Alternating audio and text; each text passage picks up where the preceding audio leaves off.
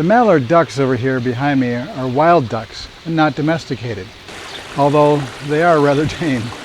Mallard ducks have come to visit my backyard water garden for many years.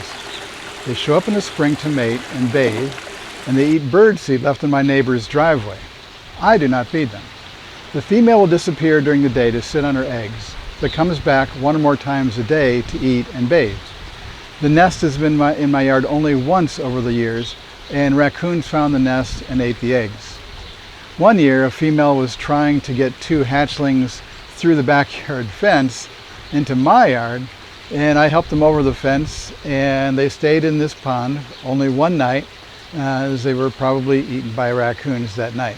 Mallards are part of the group of ducks called dabbling ducks. There are about 30 species of dabbling ducks in the genus Anis, which is Latin for duck.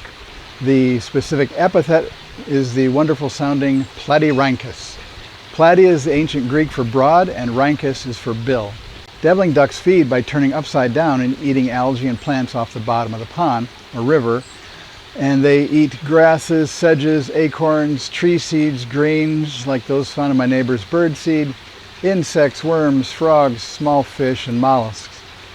They're also called puddle ducks. They can be found in any type of freshwater pond, stream or swamp, even down to the smallest puddles.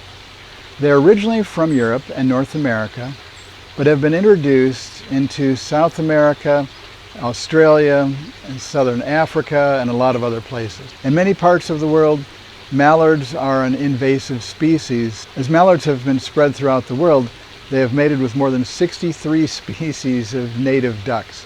Some of these duck species are slowly being replaced by hybrids that may cause the extinction of some duck species, possibly including the American black duck. The nest can be a long ways away from water. It's usually hidden, but may be out in the open. If it is a shallow bowl shape of vegetation lined with down feathers, there can be as many as 15 eggs, but usually there's only between 5 and 10. They take about a month to hatch. If the first nest is destroyed early, the female may lay another batch. The young are precocial and leave the nest within a day of hatching. They stay with the female, but feed on their own. They migrate to go south where water is not frozen, but many stay in rivers that have moving water, even when the weather is very cold.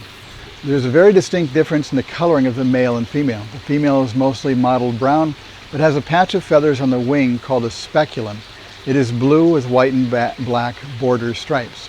The male has the same speculum and basic brown and gray sides, but the breast feathers are a rich chestnut brown, and everybody knows that the head is metallic green that shines to purple or black in different lighting conditions. There's a white necklace ring around the neck separating the green head and the brown body. After nesting is over, mallards lose their flight feathers on their wings and can't fly for a couple of weeks. The males change to what is called an eclipse plumage, which is similar to the female's brown plumage. One of the male ducks that came to this pond one year had a leg band that showed it had been caught in Kentucky the previous fall. Mallards form pairs in the fall and winter. When they migrate north in the spring, they migrate back to near where the female was born. Like many birds, the bright orange legs and feet are designed for handling cold water. The skin is covered in scales similar to the material of our fingernails. There are no muscles in the areas that are not covered in feathers, and so there are very few muscles there. And there is a blood vessel going out of the body that is cooled off by the blood vessel coming in that is warmed up at the same time, thus conserving heat in the body. One more interesting thing about mallards is they were the first birds to be determined that can sleep with one eye open, as one side of the brain sleeps and the other side stays awake watching for predators. You'll notice sometimes that the bird, you'll see one eye going open and shut, or one side being shut and the other side being open. It's very interesting to watch. And this is Jeff with a Greener View. Thanks for watching.